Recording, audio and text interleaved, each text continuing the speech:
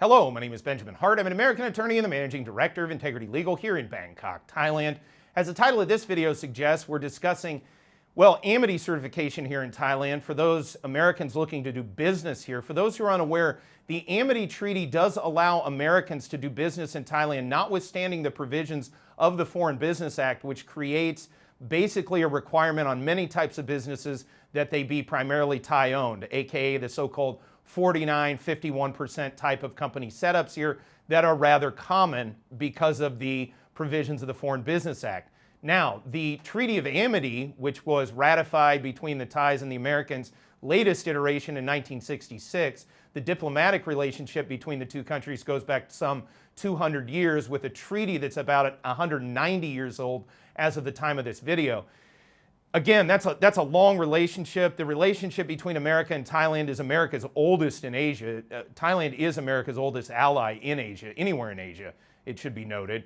Meanwhile, there are significant benefits to Americans doing business in Thailand. Namely, they can own their companies 100% and be granted quote-unquote national treatment pursuant to the terms of the treaty, which allow Americans to do business in a similar manner to Thais doing business or Thai companies doing business here in Thailand. As discussed in other videos, this does not abrogate the need for Americans to get work permits and things in order to operate their business in Thailand, but they can own their business outright, notwithstanding the terms of the Foreign Business Act. There are certain restrictions even on Amity certification. If you're a bit confused or overwhelmed by this, probably not a bad idea to contact a legal professional, gain some insight and guidance into how best to proceed, but also check out the search function in our channel and just type in Amity, and you'll find a number of videos regarding this where I get into more of the details about the restrictions and things of that nature. That said, the question posed by this video, is it better to Amity or not to Amity? To get the company Amity certified or not? Now, many people would say, well, that's kind of a no-brainer. I want to own my own company. I'm going to do it under Amity.